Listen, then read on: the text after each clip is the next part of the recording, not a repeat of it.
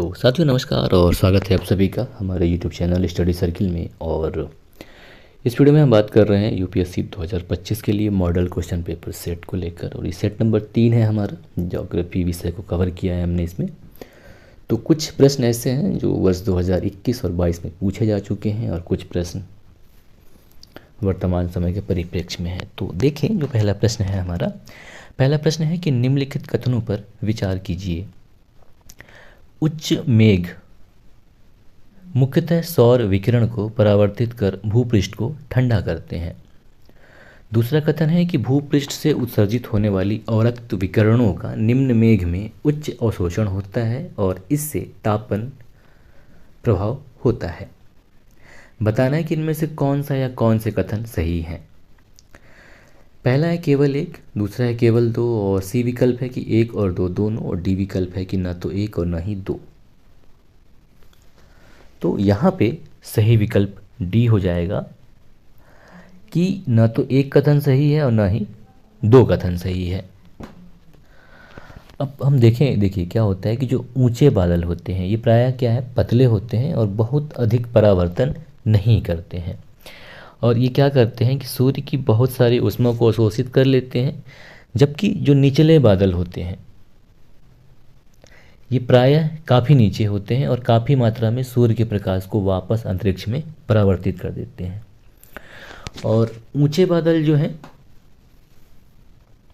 ये पृथ्वी की कुछ गर्मी को भी रोकते हैं, जिससे तपन प्रभाव होता है। तो ये जो हमारे पृथ्वी पर तापमान जो इतना होता है उसका वजह है ऊंचे बादल।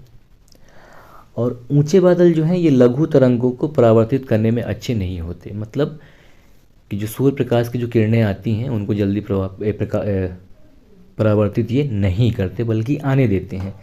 बल्कि ये दीर्घ तरंग जो यानी कि जो पृथ्वी की सतह पर सूर्य की किरणें आती हैं और जब वापस जाती हैं परावर्तित होकर, तो उनको रोकने का काम करती हैं, जिसकी वजह से पृथ्वी पर तापन प्रभाव बढ़ता है। तो पृथ्वी पर तापमान या तापन प्रभाव को नियंत्रित करने में जो कारक है वो ऊंचे मेघ है, और ये हमारे भूपृष्ठ को गर्म करते हैं या तापन में सहायता करते हैं। तो इसलिए पहला कथन भी गलत हो जाएगा और दूसरा कथन भी गलत हो जाएगा। और जो निचले बादल हैं ये लघु तरंगों के अच्छे परावर्तक होते हैं, लेकिन दीर्घ तरंगों को अंतरिक्ष में जाने से नहीं रोकते, जिससे भूपृष्ठ को ये ठंडा करते हैं। तो जो निचले बादल होते हैं ये भूपृष्ठ को ठंडा करने का काम करते हैं। तो यहाँ पे दोनों कथन असत्य हो जाएंगे कि न तो एक सही है और न ही दो, है ना। अब देखेंगे दूसरा प्रश्न। तो दूसरा प्रश्न है कि समुद्री कानून पर संयुक्त राष्ट्र अभिसमय या यूनाइटेड नेशंस कन्वेंशन के संदर्भ में निम्नलिखित कथनों पर विचार कीजिए। पहला कथन है कि किसी तटीय राज्य को अपने प्रादेशिक समुद्र की चौड़ाई को आधार रेखा से मापित 12 समुद्री मील से अनधिक सीमा तक अभिसमय के अनुरूप सुविस्थापित करने का अधिकार है। दूसरा कथन है कि सभी राज्यों के, चाहे वे तटीय हों या भूमध्य भाग के हों, जहाज़ों को प्रादेशिक समुद्र से होकर बिना रोक टोक यात्रा करने का अधिकार होता है। और तीसरा है कि अनन्य आर्थिक क्षेत्र का विस्तार उस आधार रेखा से 200 समुद्री मील से अधिक नहीं होगा जहां से प्रादेशिक समुद्र की चौड़ाई मापी जाती है। बताना है कि इन कथनों में से कौन कौन से सही हैं। तो यहाँ पे तीनों कथन सत्य हैं, तो सही विकल्प यहाँ पे डी हो जाएगा। देखिए कैसे सही हैं। पहले हम उससे पहले समुद्री कानून पर जो संयुक्त राष्ट्र कन्वेंशन बना है उसको देख लें। तो ये जो समुद्री राष्ट्र पर संयुक्त राष्ट्र कन्वेंशन या जिसे कि UNCLOS कहा जाता है, यह 1982 में बना था और यह एक अंतर्राष्ट्रीय समझौता है जो कि समुद्री एवं समुद्री गतिविधियों के लिए ढांचा स्थापित करता है, और इसे हम समुद्री कानून के रूप में भी जानते हैं। और यह समुद्री क्षेत्रों को 5 मुख्य क्षेत्रों में, जिसमें एक आंतरिक जल, प्रादेशिक सागर, सन्निहित क्षेत्र, विशिष्ट आर्थिक क्षेत्र और उच्च समुद्र में विभाजित करता है।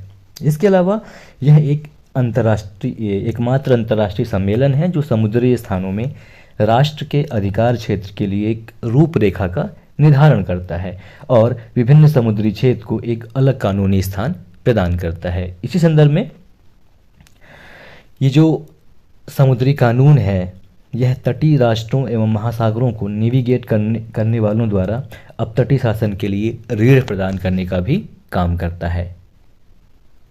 इसके अनुसार यह है कि प्रत्येक राज्य को अपने प्रादेशिक समुद्र की चौड़ाई को आधार रेखा से मापित 12 समुद्री मील से अनधिक सीमा तक अभिसमय के अनुरूप सुस्थापित करने का अधिकार है। और इस हिसाब से पहला कथन यहाँ पे सत्य हो रहा है। दूसरा ये है कि सभी राज्यों को, चाहे वे तटीय हों या भूमध्य भाग के हों, जहाज़ों को प्रादेशिक समुद्र से होकर बिना रोक टोक यात्रा करने का अधिकार होता है। तो यह कथन भी सत्य है। और तीसरा यह है कि अनन्य आर्थिक क्षेत्र का विस्तार उस आधार रेखा से, यानी कि आधार रेखा से ही प्रादेशिक सीमा और अनन्य आर्थिक क्षेत्र इन सब का निर्धारण किया जाता है। तो वहाँ से 200 समुद्री मील से अधिक नहीं होगा, ये पूछ रहा है, तो ये भी कथन सत्य है। तो यहाँ पे तीनों कथन सत्य हैं। तो अब थोड़ी सी हम बेस लाइन या आधार रेखा की अगर हम बात करें तो ये क्या है कि तटीय देश द्वारा आधिकारिक रूप से मान्यता प्राप्त तट के साथ कम परिक्षेत्र या कम क्षेत्र का एक जल रेखा है जिसे आधार रेखा कहा जाता है।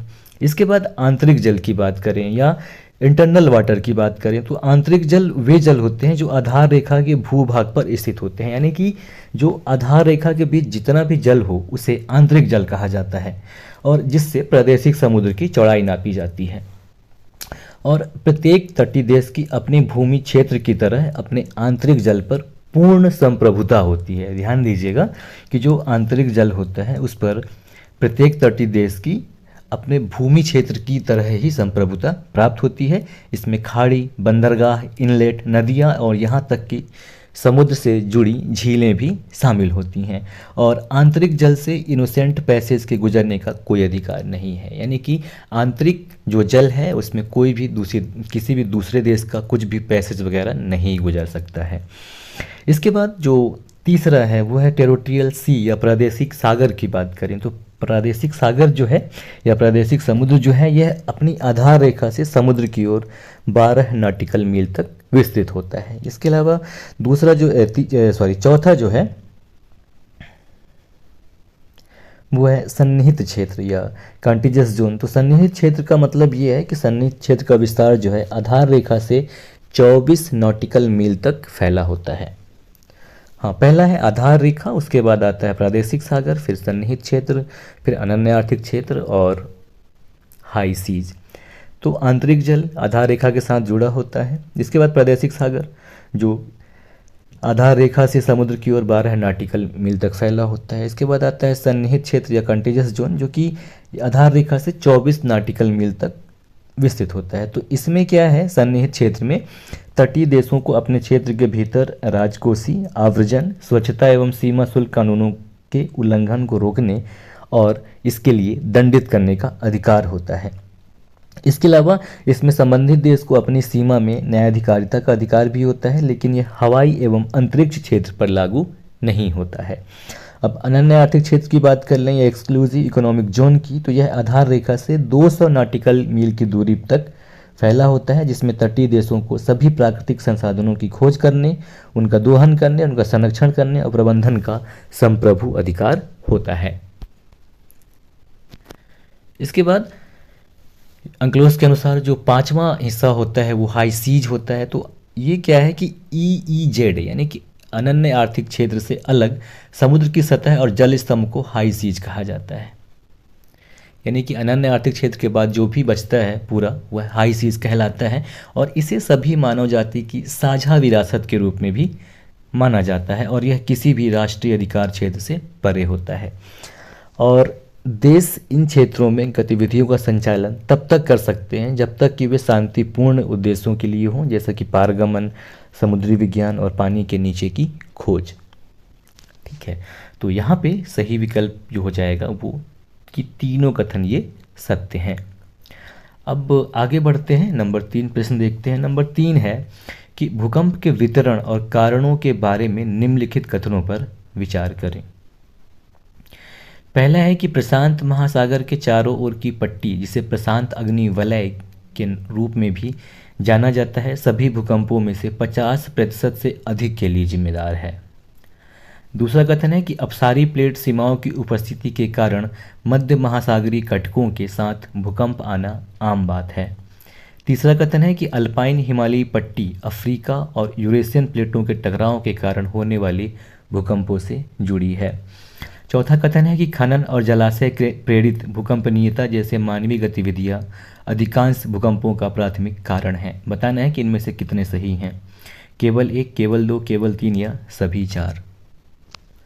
तो देखिए वर्तमान समय में क्या है, अभी भूकंप बहुत ज़्यादा आ रहा है, जैसे अभी चीन में आया और जिसका प्रभाव अपने भारत में भी आया, और ये वही प्लेट है, मतलब इंडो यूरेशियन प्लेट है जिसकी वजह से भूकंप आया। तो भूकंप से सवाल अक्सर पूछता ही पूछता है। तो यहाँ पे जो पहला कथन है कि प्रशांत महासागर के चारों ओर की पट्टी, जिसे प्रशांत अगले वलय के रूप में भी जाना जाता है, सभी भूकंपों में से 50% से अधिक के लिए जिम्मेदार है। तो यह लगभग 63% के आसपास है जिसका यहाँ पे भूकंप आता है। तो पहला कथन सही है। तो प्रशांत महासागर के आसपास की पेटी जो है ये विश्व का सबसे विस्तृत भूकंप क्षेत्र है, जहाँ पर संपूर्ण विश्व का लगभग 63% भूकंप आता है। और भूकंप आमतौर पर जो है मध्य महासागरीय कटकों के साथ होते हैं, क्योंकि इन प्लेट की सीमाएं जो हैं अलग अलग होती हैं, और जहाँ टेक्टोनिक प्लेटें अलग अलग हो जाती हैं जिससे भूकंपीय गतिविधि होती है। इसमें शामिल क्षेत्र की अगर हम बात करें कि इसमें जो शामिल क्षेत्र हैं कौन कौन से हैं, तो चिली हैं, California, Alaska, Japan, Philippines, New Zealand वगैरह आते हैं। इसके अलावा यहाँ जो भूकंप जो प्रशांत महासागरीय पेटी में आते हैं, इसका सीधा संबंध प्लेटी अभिसरण, भूपर्पटी के चट्टानी संस्तरों में भ्रंशन और ज्वालामुखी सक्रियता का होना है। और दूसरा है कि अपसारी प्लेट सीमाओं की उपस्थिति के कारण मध्य महासागरीय कटकों के साथ भूकंप आना आम बात है। तो यह कथन भी सत्य है और यह इसी में आता है, प्रशांत महासागर के चारों तरफ ही आता है। इसके अलावा जो तीसरा है कि अल्पाइन हिमालयी पट्टी अफ्रीकी और यूरेशियन प्लेटों के टकराव के कारण होने वाले भूकंपों से जुड़ी है। तो जो ये अल्पाइन हिमालयन बेल्ट है, इसमें अफ्रीका, भारतीय एवं यूरेशियन प्लेटों के टकराव के कारण और इनके अभिसरण के कारण भूकंप आता है। तो ये कथन भी सत्य है, जैसा कि अभी हाल ही में घटा। और मानवीय गतिविधियां की बात करें तो मानवीय गतिविधियां जो हैं ये भूकंपों का प्राथमिक कारण नहीं है। मतलब एक कारण है कि मानवीय गतिविधियों की वजह से भूकंप आता है, लेकिन यह प्राथमिक कारण नहीं है। ठीक है, प्राथमिक कारण की बात करें तो प्राथमिक कारण जो है ये टेक्टोनिक हलचल, ये प्राथमिक कारण है। तो यहाँ पे सही विकल्प सी हो जाएगा कि केवल 3 कथन इसमें सत्य हैं और पहला, दूसरा, तीसरा सत्य हैं, चौथा असत्य है। अब आगे बढ़ें, चौथा नंबर प्रश्न है वह देखें। तो चौथा नंबर प्रश्न है कि भूकंप तरंग के संदर्भ में निम्नलिखित कथनों पर विचार करें। पहला कथन है कि पी तरंगे एस तरंगों की तुलना में तेज गति से यात्रा करती हैं और भूकंपित स्टेशनों पर सबसे पहले पहुंचती हैं। दूसरा कथन है कि एस तरंगे पृथ्वी के बाहरी कोर से होकर नहीं जा सकती क्योंकि यह तरल है। तीसरा है कि सभी भूकंपी तरंगों में सतही तरंगों का वेग सबसे अधिक होता है। चौथा है कि लव तरंगे और रेले तरंगे सतही तरंगों के प्रकार है। बताना है कि इनमें से कौन से कथन सही हैं, केवल 1, 2 और 4। बी है 1 और 3, सी है 2 और 3, डी है उपरोक्त सभी। तो पहला कथन है कि पी तरंगे एस तरंगों की तुलना में तेज गति से यात्रा करती हैं, तो सही है। पी तरंगे यानी प्राइमरी तरंगे ये सबसे तेज होती हैं, तो पहला कथन सत्य है। दूसरा कथन है कि एस तरंगे पृथ्वी के बाहरी कोर से होकर नहीं जा सकती क्योंकि यह तरल है। तो पृथ्वी का जो कोर हिस्सा है, जो बाहरी कोर है या आंतरिक दोनों, जो पृथ्वी का कोर है यह तरल अवस्था में होता है और जो एस तरंगे होती हैं ये तरल को पार नहीं करती, मतलब तरल से विचलित हो जाती हैं। तो यह कथन भी सत्य है। और तीसरा है कि सभी भूकंपी तरंगों में सतही तरंगों का वेग सबसे अधिक होता है, तो ऐसा नहीं है। सतही तरंगे यह सबसे ज़्यादा नुकसान करती है और इसका वेग सबसे कम होता है। ठीक है, और चौथा है कि लव तरंगे और रेले तरंगे सतही तरंगों के प्रकार हैं, तो यह कथन सत्य है। तो यहाँ पे पहला, दूसरा और चौथा कथन जो है वो सत्य है। तो सही विकल्प यहाँ पे ए हो जाएगा कि केवल 1, 2 और 4। और थोड़ी सी और देखें अगर, तो देखिए जो पी तरंगे होती है या प्राइमरी तरंगे होती हैं, तो यह भूकंपीय लहरों में सबसे तेज होती हैं और यह ठोस के साथ साथ तरल माध्यम में भी चल सकती है। जबकि अगर इनकी गति की बात करें तो एस तरंगों की तुलना में पी तरंगों की गति जो है 66% यानी कि 66% अधिक होती है। जबकि जो एस तरंगे होती हैं ये सिर्फ ठोस माध्यम में ही गति कर सकती हैं और तरल माध्यम में ये लुप्त हो जाती हैं।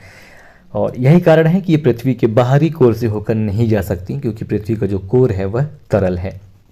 इसके अलावा जो सतही तरंगे हैं या धरातलीय तरंगे हैं, ये पृथ्वी के ऊपरी भाग को ही प्रभावित करती हैं और ये अत्यधिक प्रभावशाली एवं विनाशकारी होती हैं, लेकिन इनकी गति जो है सबसे कम होती हैं। और सतही तरंगों में लव तरंगे एवं रेले तरंगे शामिल होती हैं। ठीक है, तो इसलिए यहाँ पे पहला और दूसरा और चौथा कथन सही हो जाएगा और तीसरा कथन गलत है।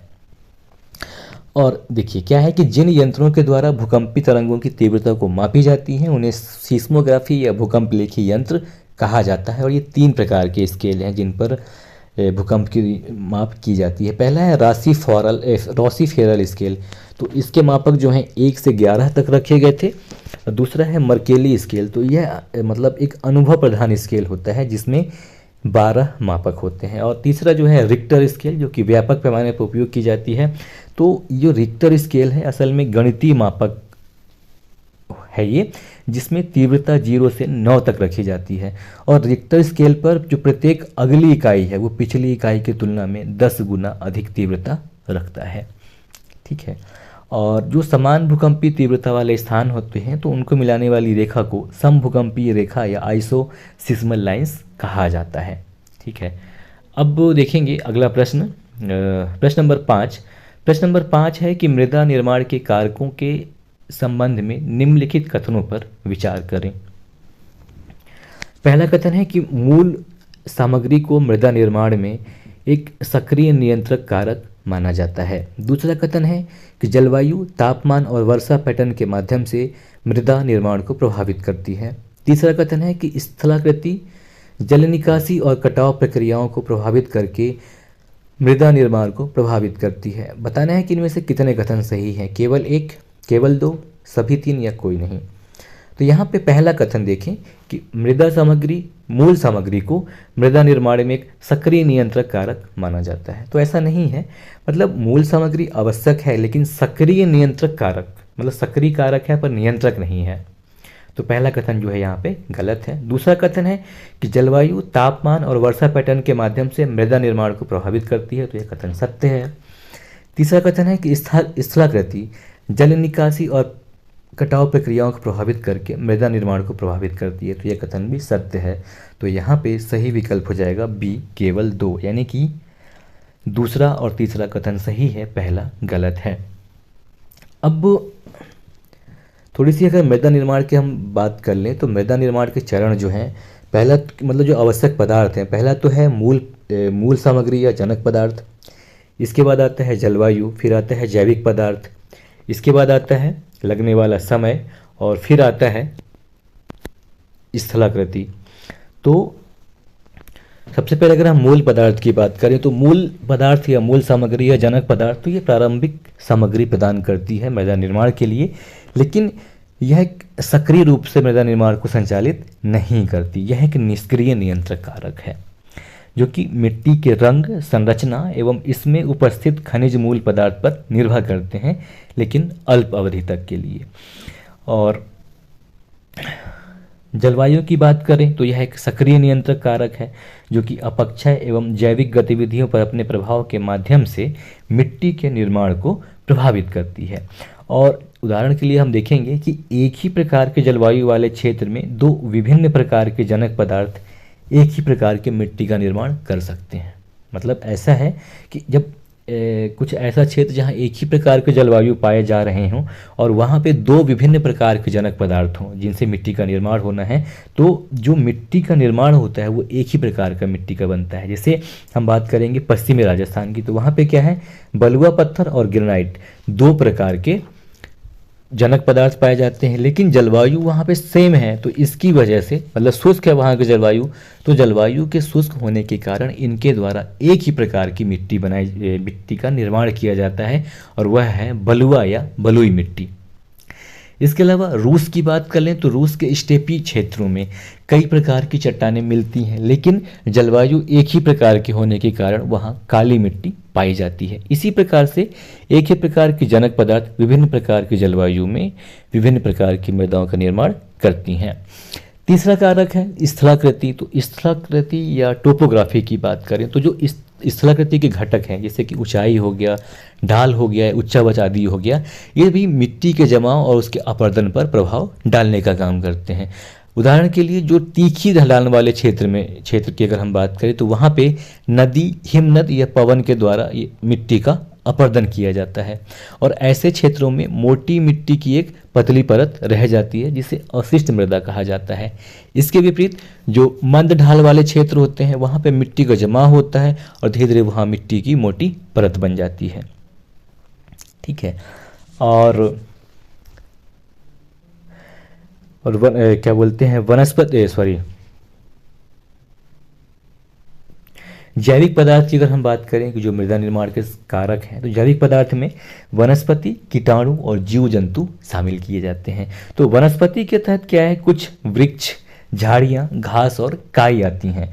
तो इनके पत्तों और जड़ों के सड़ने से ह्यूमस का निर्माण होता है, जिससे मिट्टी की उर्वरा शक्ति बढ़ती है और रासायनिक क्रियाएं तेज हो जाती हैं, जिससे मिट्टी का विकास होता है। इसके अलावा कीटाणु जो कि जैविक पदार्थ का ही हिस्सा है, तो जो बैक्टीरिया होते हैं ये विभिन्न प्रकार के जलवायु में मिट्टी पर विभिन्न प्रकार से प्रभाव डालते हैं। ये कीटाणु जो होते हैं ये ह्यूमस पर जीवित रहते हैं।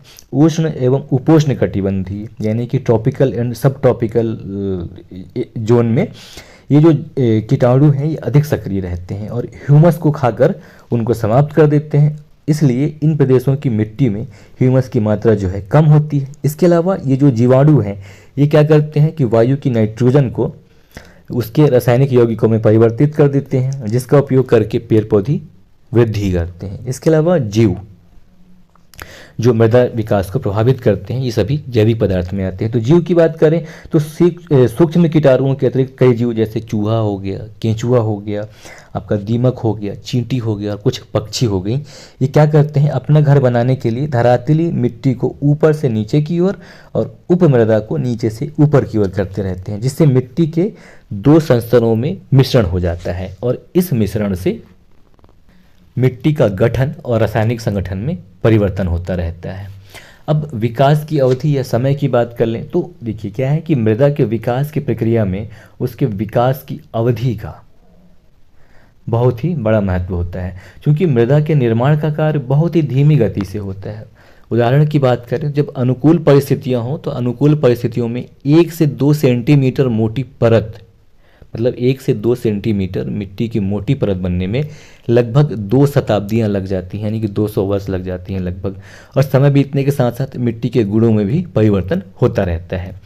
अब मिट्टी के विकास की जो है 3 अवस्थाएं होती हैं। पहला है युवावस्था, दूसरा प्रौढ़ावस्था और तीसरा है जीर्णावस्था। तो युवावस्था की बात करें तो नदियों और हिम नदियों द्वारा जो निक्षेपित क्रमशः ताजी जलोढ़ मिट्टियाँ होती हैं और गुलाष्मी मिट्टियाँ, वो युवा अवस्था की मिट्टियाँ हैं और इसमें जनक पदार्थों की प्रधानता रहती है और मृदा परिच्छेदिका जो है इनका बहुत ही कम विकसित होती हैं और एक लंबे समय के बाद मिट्टी जो है प्रौढ़ अवस्था में प्राप्त कर जाती है और मिट्टी की इस अवस्था में जलवायु और जैविक पदार्थों का प्रभाव स्पष्ट रूप से दिखाई पड़ने लगता है। तो इस समय क्या है, जब ये युवावस्था को पार करके प्रौढ़ अवस्था में पहुँचते हैं तो इनमें मृदा परिच्छेदिका जो है पूर्ण रूप से विकसित हो जाती है और जलवायु के प्रभाव से मिट्टी में ह्यूमस एवं रंग आदि मिल जाती हैं और जनक पदार्थ की प्रधानता जो है ये समाप्त हो जाती है। और इसके बाद क्या है, जीर्ण अवस्था आता है। तो जीर्ण अवस्था की मिट्टियाँ जो हैं ये उष्ण कटिबंध में पाई जाती है और लगभग ये 10 से 60 लाख वर्ष पुरानी होती हैं। ठीक है। और मृदा निर्माण के हम सक्रिय कारक की अगर हम बात करें तो मृदा निर्माण के जो सक्रिय कारक हैं मुख्य 2 हैं, जलवायु और जैविक पदार्थ। जबकि मृदा निर्माण के जो निष्क्रिय कारक हैं, जो आवश्यक निष्क्रिय कारक हैं, वो हैं जनक पदार्थ, स्थलाकृति और विकास की अवधि। तो इसका जो सही जवाब हो जाएगा वो बी हो जाएगा कि केवल 2 कथन सही है, यानी कि पहला कथन असत्य है, दूसरा और तीसरा कथन इसमें सत्य है। ठीक है, अब आगे बढ़ेंगे, देखेंगे छठवां नंबर प्रश्न। छठवां नंबर प्रश्न है कि रेगिस्तानी क्षेत्रों में हवा की क्रिया द्वारा निर्मित निक्षेपण विशेषताओं के बारे में निम्नलिखित कथनों पर विचार करें। तो पहला कथन है कि बरखान टीले अर्धचंद्राकार रेत के टीले हैं जिनके सींग नीचे की ओर हवा की दिशा में होते हैं। दूसरा कथन है कि परवलिक टीले अर्धचंद्राकार टीले हैं जिनके सींग ऊपर की ओर हवा की दिशा में होते हैं। और तीसरा कथन है कि अनुदैर्ध्य टीले प्रचलित हवा के दिशा के लंबवत बनते हैं। बताना है कि उपर्युक्त कथनों में से कितने सही हैं। पहला केवल 1, बी केवल 2, सी सभी 3, डी कोई नहीं। तो यहाँ पे देखिए, जो पहला कथन है कि बरखान जो है ये टीले, बरखान टीले अर्धचंद्राकार रेत के टीले होते हैं जिनके सींग नीचे की ओर हवा की दिशा में होते हैं, तो यह कथन सत्य है। दूसरा कथन है कि परवलिक टीले अर्धचंद्राकार टीले हैं जिनके सींग ऊपर की ओर हवा की दिशा में होते हैं, यह कथन सत्य है। तीसरा है कि अनुदैर्ध्य टीले प्रचलित हवा की दिशा के लंबवत होते हैं, तो यह कथन सही नहीं है, बल्कि यह समानांतर होते हैं। तो सही विकल्प यहाँ पे हो जाएगा 1 और 2 कथन सही हैं, इसलिए विकल्प बी केवल 2 कथन। अब देखिए, ऐसे टीले जो हवा के द्वारा उड़ाकर लाई गई रेत आदि पदार्थों के जमाव से बनते हैं बालू का स्तूप कहलाते हैं और ये पवन की दिशा में खिसकते रहते हैं। तो बरखान जो कि एक अर्धचंद्राकार रेत का टीला है, ये अक्सर समूहों में पाए जाते हैं और ये ऐसे रेगिस्तान में बनते हैं जहाँ वर्ष भर जो हवा है वो एक ही दिशा से चलती है। बरखान, और जो बरखान शब्द का नामकरण है यह रूसी प्रकृति विज्ञानी अलेक्जेंडर वान मिंडेडार्फ ने किया था। इसके अलावा जबकि अगर हम परवलिक टीले की अगर हम बात करें, परवलिक टीले की, तो ये यू आकार के होते हैं और ये भी अर्धचंद्राकार होते हैं। तो इनमें क्या होता है कि जो सींग है ये ऊपर की ओर होते हैं और अक्सर ऐसे क्षेत्रों में बनते हैं जहां वनस्पति जो हैं ये रेत को स्थिर करती हैं। तो इससे क्या है, टीले का केंद्र जो है आगे की ओर बढ़ता है और जो किनारे हैं ये पीछे रह जाते हैं, तो इसको बोलते हैं परवलिक टीले।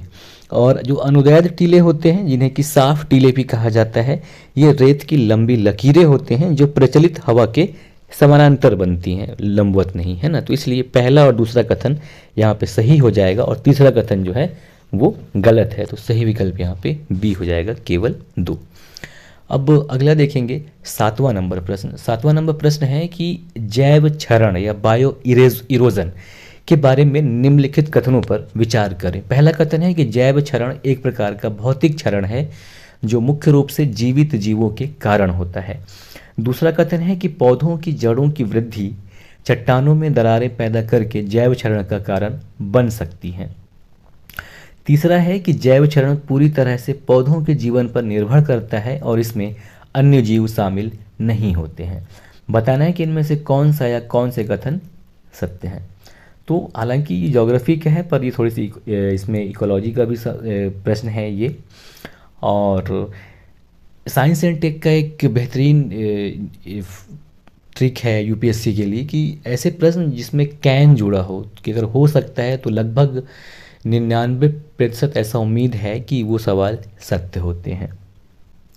तो उस कंडीशन से देखा जाए तो जो दूसरा विकल्प है यहाँ पे बी जो है, यानी कि नंबर 2 है कि पौधों की जड़ों की वृद्धि चट्टानों में दरार पैदा करके जैव क्षरण का कारण बन सकती हैं, और यह सत्य भी है और ऐसा है। तो दो कथन, जो कथन 2 है वो सत्य है। और पहला कथन है कि जैव क्षरण एक प्रकार का भौतिक क्षरण है जो मुख्य रूप से जीवित जीवों के कारण होता है, तो यह कथन भी सत्य है। बात कर लें तीसरे कथन की, तो तीसरा कथन है कि जैव क्षरण पूरी तरह से पौधों के जीवन पर निर्भर करता है। अब जीवित जीव में क्या सिर्फ पौधे आते हैं, तो ऐसा नहीं है। तो यहाँ पे जो नंबर 3 है ये गलत हो जाएगा, तो यहाँ पे सही विकल्प डी हो जाएगा कि केवल 1 और 2 कथन सत्य है। जैव क्षरण की अगर हम बात करें तो देखिए, जैव क्षरण जो है ये जीवित जीवों की गतिविधियों के कारण होने वाला भौतिक क्षरण का एक रूप है जिसमें वनस्पतियां जो हैं चट्टान के दरारों में जड़ें भेजकर इन छेदों का और विस्तार करके और अंततः चट्टान को तोड़कर इस प्रक्रिया में महत्वपूर्ण योगदान देते हैं। इसके अलावा जो जैव क्षरण है केवल वनस्पतियों तक ही सीमित नहीं है, बल्कि ये बिल खोदने वाले जीव या मोलस्क जैसे समुद्री जीव भी जैव क्षरण में योगदान देते हैं। जैव क्षरण यह बताता है कि कैसे जीवित जीव भूवैज्ञानिक संरचनाओं के क्रमिक विघटन में भूमिका निभाते हैं, जो कि स्थलीय एवं जलीय दोनों प्रकार के वातावरणों को प्रभावित करते हैं। तो यहाँ पे सही विकल्प हो जाएगा डी, केवल 1 और 2 कथन जो हैं ये सही हैं। अब आगे देखें 8वां नंबर प्रश्न। 8वां नंबर है कि निम्नलिखित में से किसके संदर्भ में कुछ वैज्ञानिक पक्षाभ मेघ विरलन तकनीक तथा समताप मंडल में सल्फेट वायु विलय अंतःक्षेपण के उपयोग का सुझाव देते हैं। कुछ क्षेत्रों में कृत्रिम वर्षा करवाने के लिए, उष्णकटिबंधीय चक्रवातों की बारंबारता और तीव्रता को कम करने के लिए, पृथ्वी पर सौर पवनों के प्रतिकूल प्रभाव को कम करने के लिए या भूमंडलीय तापन को कम करने के लिए। तो सही विकल्प यहाँ पे डी हो जाएगा कि भूमंडलीय तापन को कम करने के लिए कुछ वैज्ञानिक जो हैं पक्षाभ मेघ विलयन तकनीक तथा समताप मंडल में सल्फेट वायु विलय अंतःक्षेपण के उपयोग का सुझाव देते हैं। अब ये जो पक्षाभ मेघ है, जो कि जिसे कि सर्रस क्लाउड कहा जाता है, यह सबसे ऊंचे मेघ हैं जो कि पृथ्वी की सतह से 10 किलोमीटर की ऊंचाई पर स्थित होते हैं। ये मेघ क्या करते हैं कि ऊष्मा को सम्मिलित कर देते हैं और इनके विरलन से पृथ्वी के वातावरण को ठंडा किया जा सकता है, और मेघ के विरलन से अधिक ऊष्मा जो है अंतरिक्ष में पलायन कर सकता है, जिससे ग्रह अत्यधिक ठंडा हो सकता है। और समताप मंडल में वायु विलय का अंतः प्रक्षेपण बढ़ने से बढ़ते तापमानों को सीमित कर सकता है, जो जलवायु परिवर्तन का कारण बनते हैं। ठीक है, और तो इसलिए सही विकल्प यहाँ पे डी हो जाएगा, भूमंडलीय तापन को कम करने के लिए। और अगला देखेंगे 9वां प्रश्न। 9वां प्रश्न है कि निम्नलिखित में से किसका या किनका मापन या आकलन करने के लिए उपग्रह चित्रों या सुदूर संवेदी आंकड़ों का इस्तेमाल किया जाता है। किसी विशेष स्थान की वनस्पति में पर्णहरित का अंश जांचने के लिए, तो ये कथन सत्य है। दूसरा है कि किसी विशेष स्थान के धान के खेतों से ग्रीन हाउस गैस का उत्सर्जन ज्ञात करने के लिए, तो यह कथन भी सत्य है। और तीसरा कथन है कि किसी विशेष स्थान का भूपृष्ठ तापमान ज्ञात करने के लिए, तो यह कथन भी सत्य है। तो यहाँ पे सही विकल्प डी हो जाएगा कि तीनों कथन ये जो हैं ये सत्य हैं।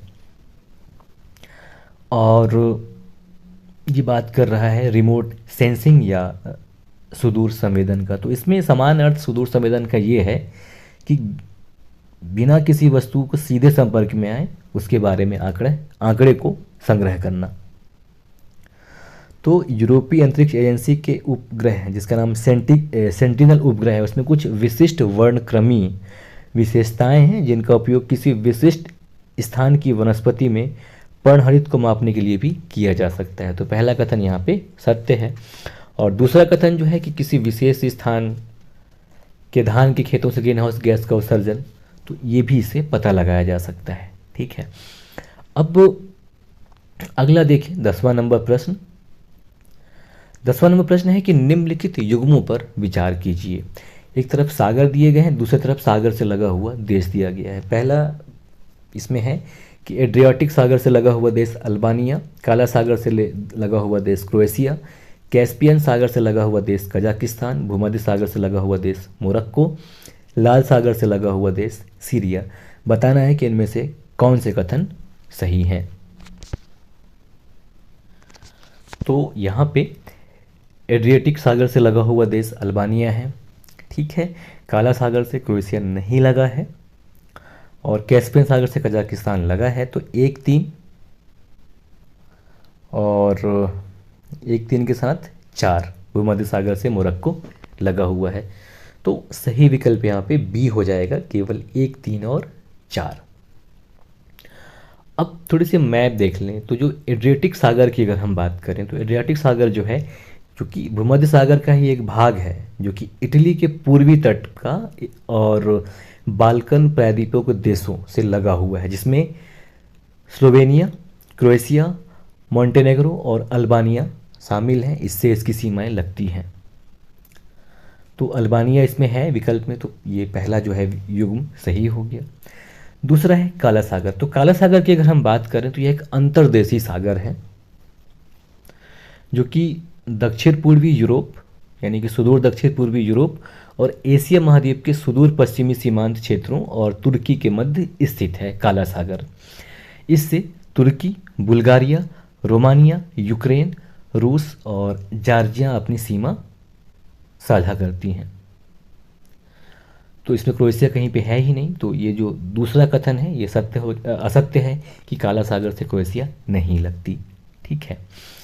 और कैस्पियन सागर की बात करें तो जो कि एशिया और यूरोप महाद्वीप द्वारा सीमाबद्ध है और इसकी सीमाएं जो हैं ईरान, तुर्कमेनिस्तान, कजाकिस्तान, अजरबैजान और रूस से लगती हैं इसकी सीमा। भूमध्य सागर की बात करें तो भूमध्य सागर जो कि यूरोप महाद्वीप और इटली महाद्वीप को जोड़ता है या कहें कि अलग करता है, ये है ना, दोनों के बीच में स्थित है भूमध्य महासागर। और स्पेन और मोरक्को इन दोनों के बीच जिब्राल्टर संधि है भूमध्य सागर में, जो कि भूमध्य सागर और अटलांटिक महासागर को जोड़ने का भी काम करता है। तो जो भूमध्य सागरी का मतलब जो मोरक्को देश है यह भूमध्य सागर का उत्तरी अफ्रीकी तट की पश्चिमी सीमा का निर्माण करता है मोरक्को। और भूमध्य सागर से लगे हुए जो अफ्रीकी देश हैं अगर उनकी बात कर लें तो उसका जो फार्मूला है वो है मेटल, MATLE, मेटल यानी कि मोरक्को, अल्जीरिया, ट्यूनीसिया, लीबिया और इजिप्ट। तो भूमध्य सागर से लगे हुए देश ये हैं अफ्रीका के उत्तरी देश। ठीक है, जो उत्तरी सीमा बनाते हैं अफ्रीका के वो शामिल हैं इसमें। तो विकल्प में मोरक्को है।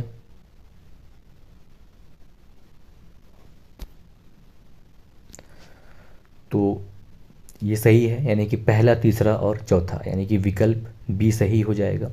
अब लाल सागर की बात कर लें तो लाल सागर की सीमा जो है यह 6 देशों से लगती है।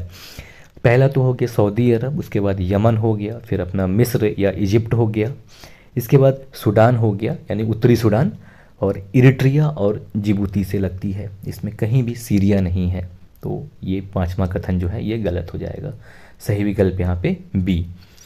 अब आगे देखते हैं अगला प्रश्न 11वां नंबर, जो काफ़ी चर्चित है अभी और में भी ये मौसम जैसा कि अभी चल रहा है उसके संबंधित पूछा जा सकता है यह प्रश्न कि ध्रुवी भंवर के संदर्भ में या पोलर वोर्टेक्स के संदर्भ में निम्नलिखित कथनों पर विचार कीजिए।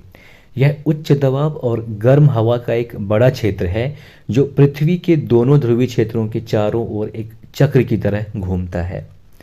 दूसरा कथन है कि क्षोभ मंडलीय ध्रुवी भंवर गर्मियों के दौरान गायब हो जाता है और शरद ऋतु के दौरान सबसे मजबूत होता है। बताना है कि ऊपर दिए गए कथनों में से कौन सा या कौन से सही हैं।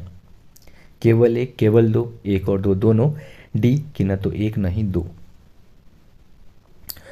तो पहले हम थोड़ी ध्रुवी भंवर के बारे में पढ़ लें। और तो ध्रुवी भंवर या पोलर वोर्टेक्स जो कि चरम मौसम की घटनाओं को चलते एक चर्चित विषय बन गया है। तो भंवर का मतलब जो है ये हवा की वामावर्त यानी कि वामावर्त गति को बताता है।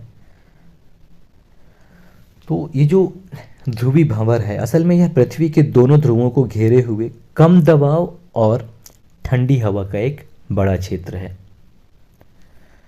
जो पृथ्वी के दोनों ध्रुवीय क्षेत्रों के चारों ओर एक चक्र की तरह घूमता है। तो पहला कथन यहाँ पे असत्य हो गया।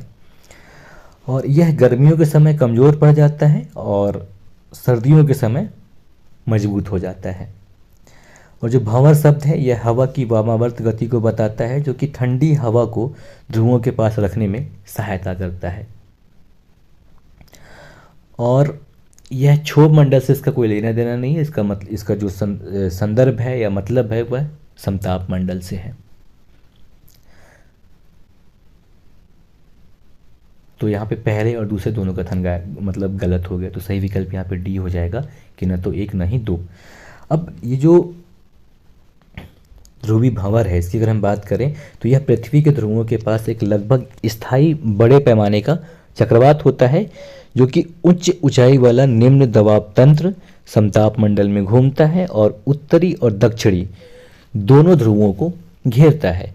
सर्दियों के मौसम में जब ध्रुवी एवं मध्य अक्षांश क्षेत्रों के बीच तापमान में तीव्र उतार चढ़ाव होता है तो समताप मंडलीय ध्रुवी भंवर मजबूत हो जाता है, जो कि ध्रुवी हवा को रोककर मौसम के पैटर्न को महत्वपूर्ण तरीके से प्रभावित करता है। और ये जो ध्रुवी भंवर होते हैं तो इनकी शक्ति और अवधि जो है मुख्यतः मौसमी चक्रों के कारण महीने दर महीने बदलती रहती है। सर्दियों के समय ध्रुवी भंवर अधिक मजबूत होता है क्योंकि भूमध्य रेखा और ध्रुवों के बीच तापमान का अंतर अधिक होता है। आमतौर पर यह उत्तरी गोलार्ध में नवंबर से अप्रैल तक होता है, जो सर्दियों के मध्य चरम पर होता है, लेकिन बसंत ऋतु के आते ही यह कमजोर हो जाता है। और अन्य जलवायु पैटर्न भी ध्रुवी भंवर की अवधि और शक्ति को प्रभावित करते हैं, उदाहरण एल नीनो और ला नीना। तो यहाँ पे इस प्रश्न का सही विकल्प डी हो जाएगा कि दोनों ही कथन आ सकते हैं। यह निम्न दबाव और ठंडे हवा का एक बड़ा क्षेत्र होता है, ठीक है। और यह समताप मंडल ध्रुवी भंवर जो होते हैं ये गर्मियों के समय गायब हो जाते हैं। तो यहाँ पे दोनों कथन गलत हैं, सही विकल्प यहाँ पे डी हो गया। तो ये था ज्योग्राफी का हमारा यानी भूगोल विषय पर संबंधित मॉडल प्रश्न सेट भाग 3। और उम्मीद करता हूँ कि ये वीडियो आपको काफ़ी मददगार हो, और वीडियो पसंद आने पर ज़रूर लाइक करें, कमेंट करें, शेयर करें। नमस्कार।